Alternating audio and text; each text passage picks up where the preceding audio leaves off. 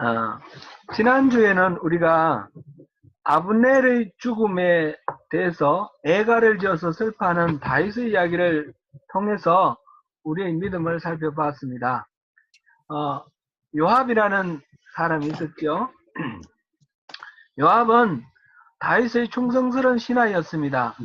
그는 용맹하고 뛰어난 전략을 구사하여 전쟁에서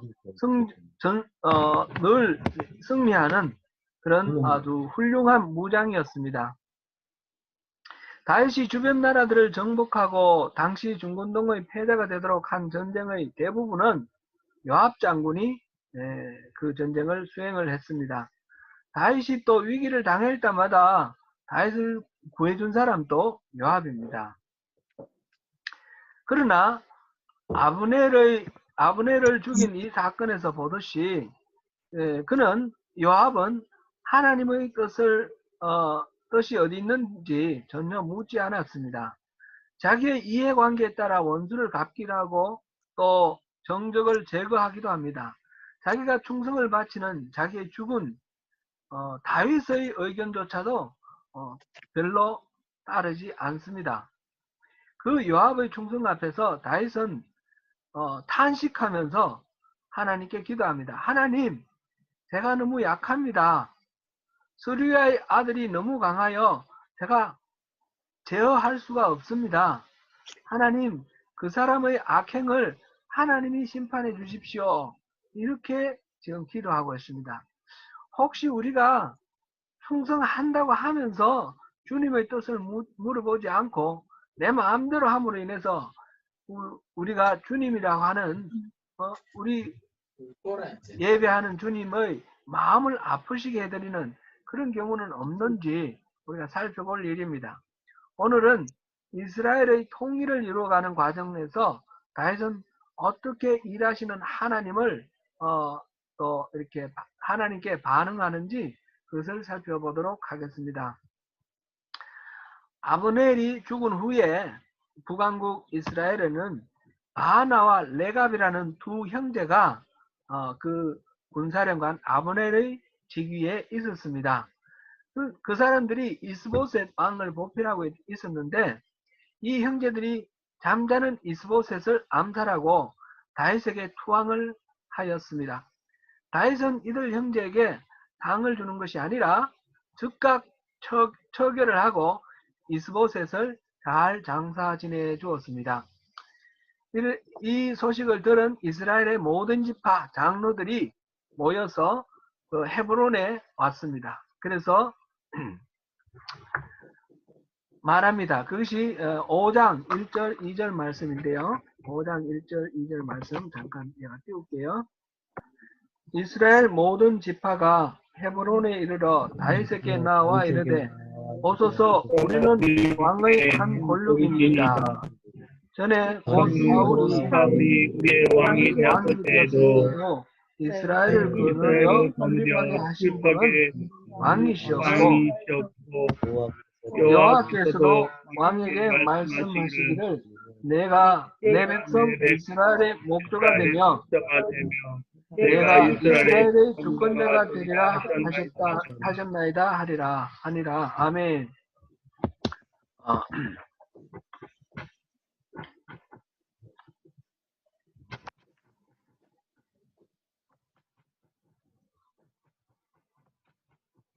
지금 잠깐만요. 다시 또.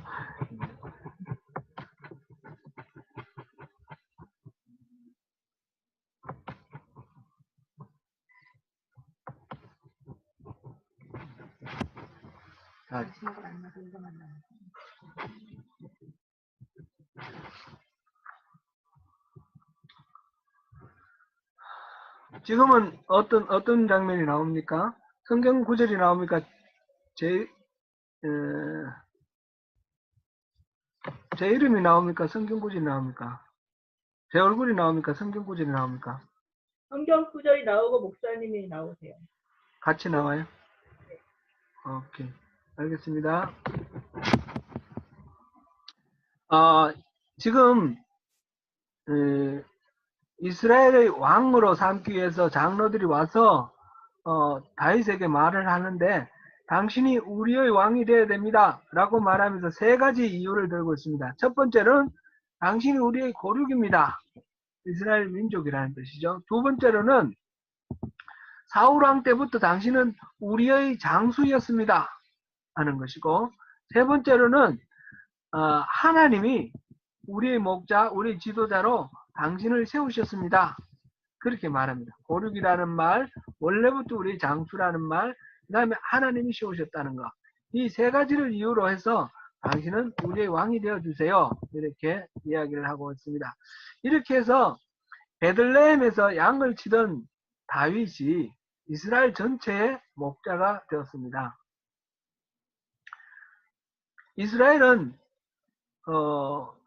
이스라엘의 왕은 이방 나라의 왕과는 달랐습니다. 신명기 17장 14절에서 20절까지 이거는 나중에 찾아보십시오.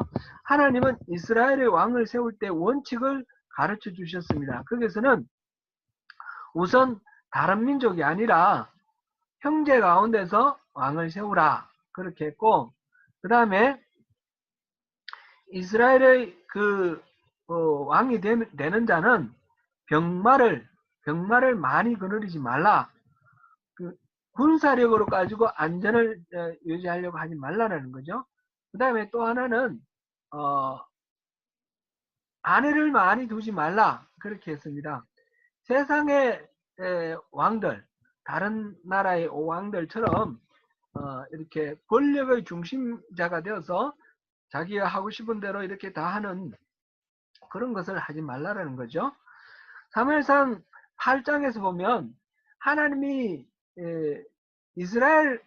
이스라엘이 하나님께 계속해서 왕을 달라고 할 때에 그 이스라엘에게 왕을 주시면서 결국은 이제 사울을 왕으로 주시면서 왕의 제도, 세속 왕의 제도가 얼마나 안 좋은가 그거를 이야기를 하시는 그런 장면이 나옵니다. 그게 세상 왕제도의 폐해를 말했는데, 왕이 백성들을 불러다가 너희 자식들을 불러다가 군대로 부르고 노동력을 이렇게 이용하고 자기들이 농사 짓는데 쓰기도 하고 여러 가지로 부려먹는 노동력을 착취할 것이다. 딸들도 그렇게 할 것이다 하는 그런 이야기하고, 그 다음에 여러분들이 농사 지은 것, 그 다음에 이렇게 생산한 것 소출의 10분의 1을 걷어갈 것이다. 그러니까 세금을 걷어갈 것이다. 이렇게 경고를 합니다. 일반적인 왕들은 그렇다라는 거죠. 이 말씀을 하실 때 하나님은 이스라엘 왕을 달라고 하는 것은 사무엘을 버리는 것이 아니라 바로 나 하나님을 버리는 것이다. 저 사람들이 나를 버리는 것이다. 이렇게 말씀을 하셨습니다. 이스라엘의 왕은 원래 하나님이십니다. 하나님은 모든 백성들을 차별하지 아니하시고 한 사람 한 사람을 하나님의 형상대로 지은 영혼으로 사랑하십니다. 따라서 이스라엘의 왕, 여기서 세상 왕의 폐해를 말씀하시고 이스라엘 왕의 원칙을 말씀하시는 것을 통해서 하나님이 바라시는 이스라엘 왕은 세상 왕들처럼 이렇게 군림하고 착취하는 왕이 아닙니다. 세상 왕은 피라미드 구조의 꼭대기에 있죠. 왕이 있고 그 다음에 귀족들, 장군들 이렇게 있고 계급이 쭉 내려가서 일반 백성들이 있고 밑에 노예들이 있고 이렇게 피라미드 구조로 이렇게 되어 있는 그런 그 구조의 꼭대기에 왕이 있는데 그런 것이 아니라는 겁니다. 그거는 세상 왕들의 이야기고 이스라엘의 왕은 모든 영혼들을 한 사람 한 사람 1대1로 다 만나면서 그렇게 지켜주시고 보호하시고 이끌어가시는 그런 주관하시는 왕이십니다. 그래서 이스라엘의 왕으로 사울을 세우시고 다윗을 세우실 때도 이 사울과 다윗이 세상 왕들처럼 피라미드 꼭대기에 서기를 원하지 아니하셨습니다. 그래서 지금 말씀하시기를 이스라엘의 목자로 삼으시고 이스라엘의 지도자로 삼으신다 그랬습니다.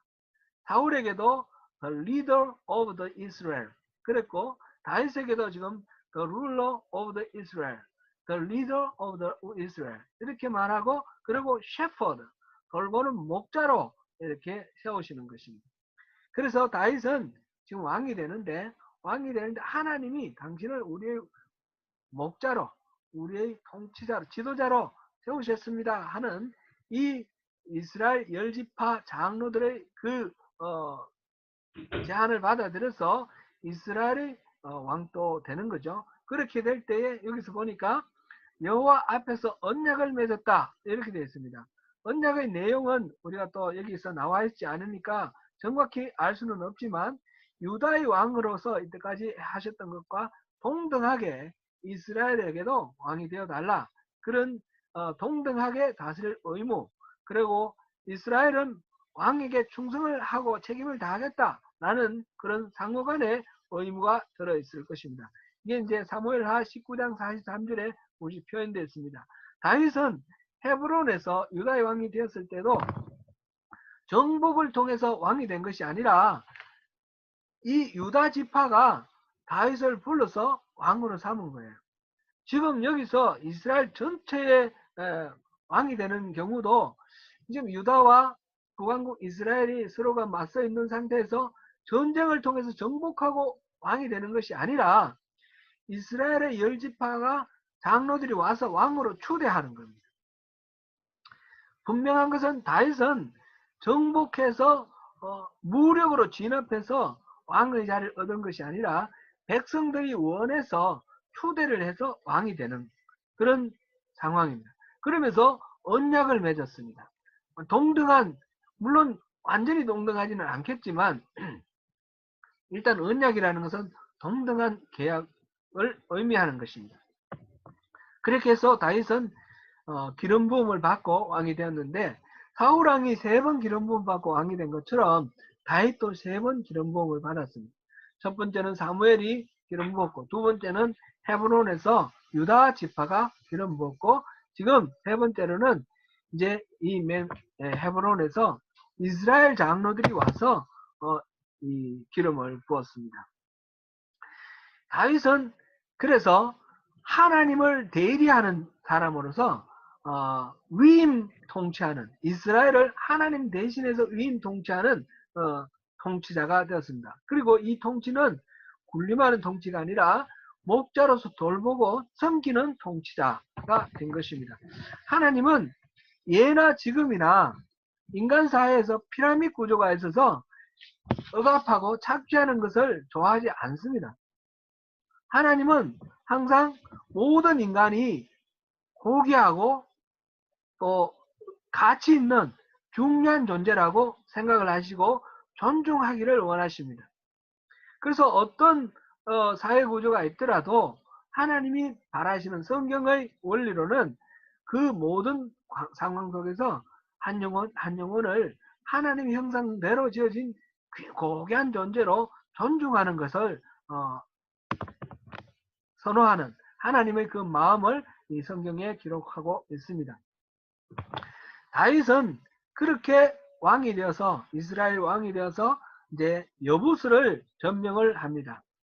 예루살렘, 이것이 오늘날까지도 계속해서 예루살렘이 되는데 그때 당시는 여부수 족속이 차지하고 있었기 때문에 성이름도 여부수라고 그렇게 불렀습니다.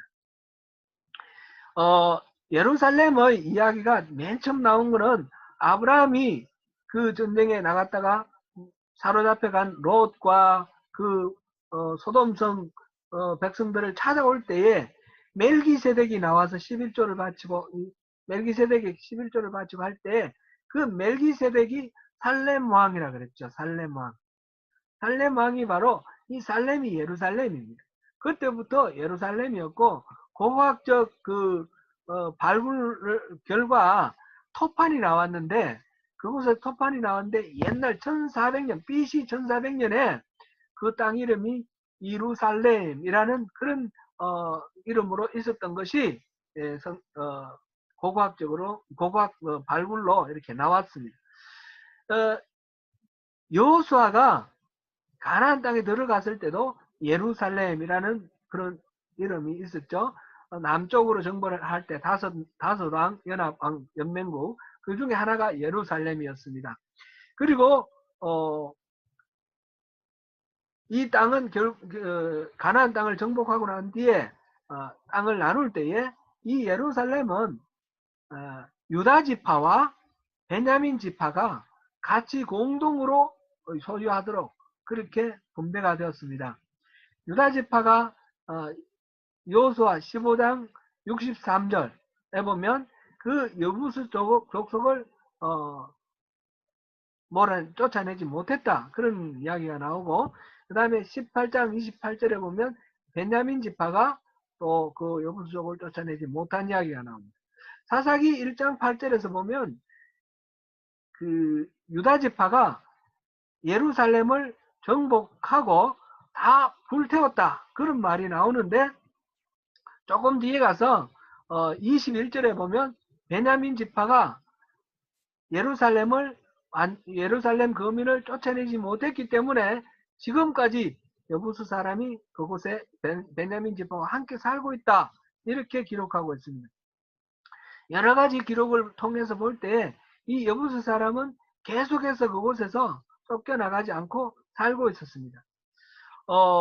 사사기의 마지막 부분, 사사기 17장부터 21장에 보면 비극적인 사건이 하나가 나오는데 그 예루살렘에 관련이 있습니다. 한 레위 지파, 에브라임에 살고 있는 레위 지파 사람이 첩을 두었는데 베들레헴 사람 첩을 두었습니다. 근데 이 첩이 바람을 피고 도망을 가서 자기 친정에 가 있는데 이 레위 사람이 가서 그 첩을 다시 설득해서 데리고 돌아가는 길에 여부수를 지나갈 때 날이 저물었습니다. 근데 여부수를 들어가면 여기 이방인이 사는 동네이기 때문에 여기 들어가면 위험하다 해서 계속해서 드문 길을 달려서 기부아까지 갔습니다. 그래서 기부아에서 머물면서 하룻밤을 머물면서 일어난 사건, 그 비극적인 사건이 그 사사기 17장부터 21장, 19장부터 21장에 나오는 그 이야기입니다. 이 이야기는 나중에 또 우리가 볼 기회가 있을 것입니다. 사사기의 그 두 번째 비극의 이야기가 바로 거기에 예루살렘이 등장한다. 이런 정도로만 우리가 알고 넘어가면 좋겠습니다. 이스라엘이 가나안을 점령을 했는데 그리고 400년이 흘렀는데 아직까지 여부수 사람은 그곳에 떵떵거리며 살고 있는 것입니다. 이스라엘 사람은 그곳에 있는 거민들을 다 쫓아내지 못했습니다. 사실 이스라엘 사람이 가나안 땅을 정복하고 다 쫓아내지 못한 상태로 남아있는 그런 족속들이 많이 있습니다. 사울 왕 때만 하더라도 블레셋 사람들이 이스라엘 땅에 가나안 땅 한가운데를 이렇게 점령하고 있는 것이 우리 믹마스 전쟁이라든지 그 다음에 사울 왕과 요나단이 전사하는 그 마지막 전쟁이라든지 이런 것들이 일어나는 그 자리가 이스라엘의 그 가나안 땅 한가운데거든요. 그런 것을 보면 완전히 제가 하지 못한 부분도 많이 있다 하는 것을 알 수 있는데 이 여부수 족속은 특별히 그의 아주 대표적인 그런 곳이 바로 이 예루살렘, 여기서 살고 있는 여부수족입니다. 이스라엘 사람들이 여부수를 완전히 쫓아내지 못한 데는 몇 가지 이유가 있습니다.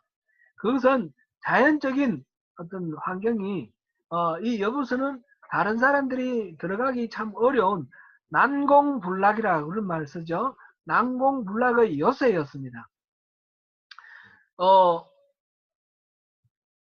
그 높은 땅 위에 우뚝 솟아있는 산이 있고 산 위에 여부수가 건설되어 있는데 그 산 아래쪽에는 동쪽에는 그 기드론 골짜기, 지금도 기드론 골짜기 있습니다. 기드론 골짜기, 왼쪽에는 흰놈의 골짜기, 이렇게 깊은 골짜기가 있어서 그 접근하기 어렵고 거기 들어가면 골짜기 건너가더라도 높은 벽이 이렇게 있습니다.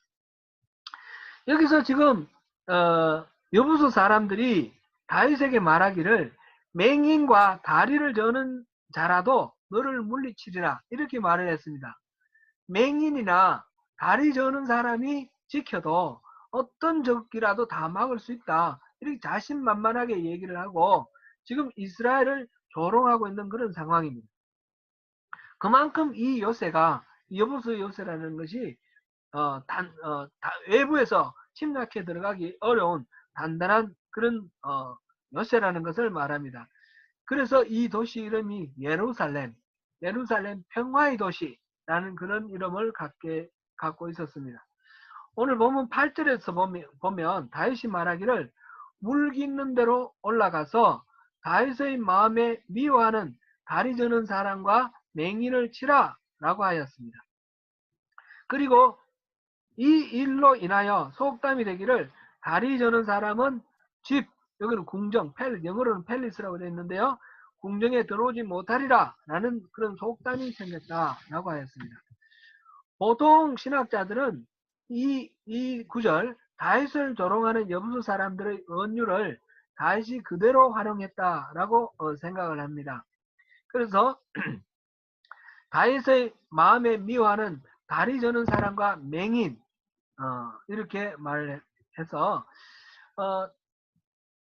그들이 최후의 한 사람까지라도 우리는 얼마든지 막을 수 있다라고 말하는 여부수 사람들의 그 이야기 그대로 받아들였다 이렇게 말을 합니다.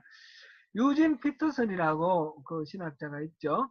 이분은 이분이 지은 책이 있는데 다윗 현실에 뿌리박은 영성이라는 책을 썼고 이것이 한글로도 번역되어 있고요. 제가 잘 활용을 하고 있습니다. 요즘 설교할 때도 이 다윗의 이야기를 설교하면서 많이 참고하고 있습니다. 유진 피터스는 프랑스계 유대인 랍비 게르소니데스라는 사람의 말을 인용을 하였습니다. 즉 중세 유대인 해석자들, 유대인 랍비들이 공통된 해석을 하고 있는데 그것은 본문의 이 맹인과 다리 저는 자는 이스라엘의 조상인 이삭과 이스라엘 백성들의 조상 이삭과 또 야곱을 모독하는 그런 우상이라고 그렇게 해석을 합니다. 이삭은 일찍 시력을 잃어가지고 그 야곱이 형의 장자권을 빼앗으려고 할 때에 야곱인지 에서인지 눈으로 분별을 못하고 손으로 더듬어서 이렇게 염소 털을 이렇게 가지고 덮어서 들어간 야곱을 속죠. 에서인 줄 알고 털이 많이 나 있으니까 에서인 줄 알고 이렇게 속았습니다. 바로 눈이 멀었다, 맹인이다. 바로 이삭을 언유하는 그런 것입니다. 풍자하는 것입니다. 그리고 야곱은 야복 강가에서 하나님의 사람과 씨름하다가 그 황골뼈를 얻어맞아서 황골뼈가 위골됨으로써 절름마리가 되었죠. 다리를 저는 사람이라는 말은 바로 이 야곱을 풍자하는 말입니다. 지금 여부수 사람들은 이스라엘 민족들을 조롱하기 위해서 그 맹인과 다리 저는 자라는 두 우상을 만들었어요. 그래서 우스꽝스럽게 만들어가지고 그렇게 해서 이스라엘 사람들을 조롱함과 아울러서 그것을 어떤 전쟁의 무기로 사용하고 있습니다. 아마 이 무기는 어떤 기계 장치인데 움직이는 동력이 수력이었을 것이다. 그렇게 생각을 합니다. 8절에서 맹인과 다리 저는 자라는 말 앞에 다윗의 마음에 미워하는 이라는 말이 붙어 있습니다. 이 말은 다윗이 이런 장애인을 싫어하고 미워한다는 말인데 이거는 사무엘 상하 전체 이야기에서 별로 맞지 않습니다. 특별히 요나단의 아들 머비보셋이 있죠. 사무엘 하 9장에서 보면 이 머비보셋을 아들처럼 여겨서 그렇게 가까이 밥 식사할 때 같이 식사하는 그런 특권을 주는데 이 머비보셋은 어릴 때 도망가다가 그 사울과 요나단이 전사를 하는 그 전쟁에서 이제 백성들이 쫓기게 될 때 피난 가다가 이 유모가 떨어뜨려서 다리를 부러뜨립니다. 그래서 이 머비보셋은 평생 다리를 저는 자로 이렇게 살았는데 다윗이 다리를 저는 자를 미워한 게 아니라는 거죠. 머비보셋을 볼 때에. 그러니까 여기서 8절에서 다윗의 마음에 미워하는 맹인과 다리 저는 자라는 것은 다윗의 평소의 성경을 봐서도 장애인을 미워하거나 그런 것이 아니었고, 실질적으로 기록으로 봤을 때 머비보셋을 돌보는 걸 보면 장애인을 미워하는 것은 아니라는 거죠. 그래서 유진 피터슨은 이것이 바로 그 유대인 랍비들이 게르소니데스가 말한 바처럼 그렇게 우상으로 만든 이삭과 야곱을 우상으로 만든 그것을 미워했다. 이렇게 보는 것이 타당하겠다. 이렇게 이제 이야기를 하고 있습니다. 이거는 성경에 다른 어떤 반증하는 증거는 없습니다. 그러나 나름대로 또 우리가 충분히 타당하다고 일리 있다고 받아들일 수 있겠다. 이렇게 생각됩니다. 그렇게 받아들여도 좋고 보통 신학자들이 생각하는 것처럼 그 이스라엘을 모욕해서 그 여부수 사람들이 자기들의 수비대를 맹인이나 다리 저는 자라도 막을 수 있다 이렇게 말하는 거, 그것을 미워했다 이렇게 물론 봐도 뭐 크게 잘못된 것은 없습니다. 어쨌든 간에 다윗은 지금 여부수 사람들이 이스라엘을 조롱하는 것에 대해서 분개를 하면서 이 난공불락의 요새 여부수를 무너뜨립니다. 그런데 그 무너뜨리는 그 공격의 그 시발점이 바로 여부수가 갖고 있는 약점, 그것을 건드리는 것입니다. 그것은 성 밖에 있는 기혼샘물을 성 안으로 끌어들이는 수로였습니다. 다윗은 물 깊는 데로 올라가서 다리 저는 사람과 맹인을 치라 이렇게 말을 했습니다. 난공불락의 여부스 가나안을 점령하였을 때부터 유다 지파가 총공세하고 베냐민 지파가 총공세를 해서도 끄덕없이 400년을 버텼던 이 여부스도 약점이 있었습니다. 다윗의 공격 앞에서는 순식간에 무너졌습니다.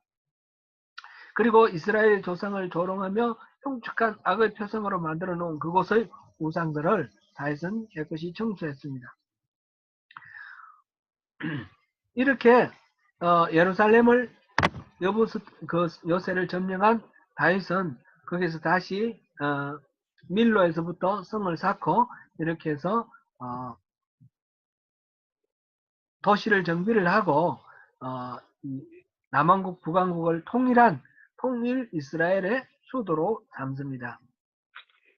이 예루살렘은 헤브론은 너무 남쪽에 있어서 북왕국까지 다스리기에 적절하지 않았으나 이 중간으로 올라와서 이 북왕국의 경계인 북왕국과 남왕국의 경계에 있다고 그랬죠. 경계에 있는 이 예루살렘을 수도로 삼고 전체를 잘 다스릴 수 있도록 활용을 했습니다. 우리 성경 공부할 때 족장의 길, 4개의 길이 있었지 않습니까? 해변길, 족장의 길, 그 다음에 계곡길, 그 다음에 왕의 대로 이렇게 4개의 길이 있었는데 그 족장의 길, 이 가나안 땅 한가운데 우리나라 이제 태백산맥처럼 이 등뼈가 쭉 있는데 그 등뼈 따라 쭉 길이 있었습니다. 그게 족장의 길입니다. 그 등뼈 한가운데에 예루살렘이 있는 것이죠. 예루살렘. 그렇게 해서 그곳에서 이렇게 나라를 다스립니다. 다윗의 삶은 이로 인하여 근본적으로 바뀌었습니다. 그는 온 나라를 다스리는 왕이 되었습니다.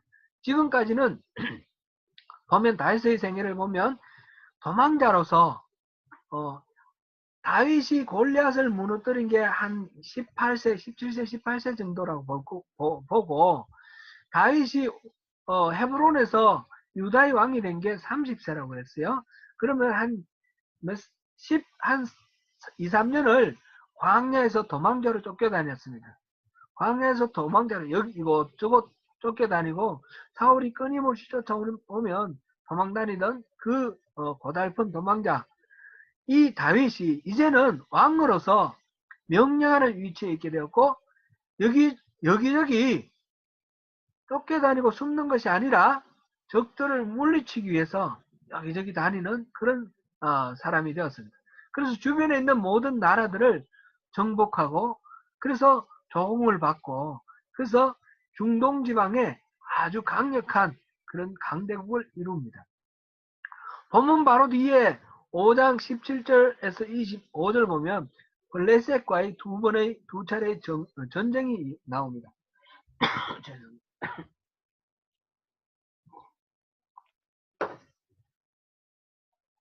이른바 르바임 전쟁인데요. 예루살렘에서부터 시작해서 힌놈의 골짜기, 그 다음에 기드론 골짜기가 쭉 이어져서 흘러나가서 서해까지 내려가는 깊은 골짜기가 있는데 그것이 르바임 골짜기입니다. 이 르바임 골짜기를 통해서 그 골짜기를